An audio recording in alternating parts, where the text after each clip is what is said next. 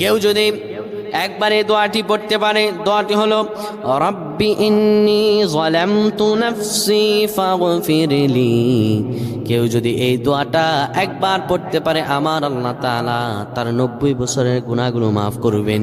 কবিরা গুনাহ নয়, সেটি হলো সগীরা গুনাহ।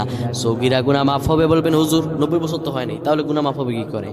আপনার যত বছর হয়েছে তত বছরের সগীরা গুনাহ মাফ হবে, আর বাদ বাকিটা কাউন্ট করে আপনার আমল নামায় নফল নামাজ, নফল আমলের সওয়াব আল্লাহ তাআলা আপনার আমল নামায় দিয়ে দিবেন।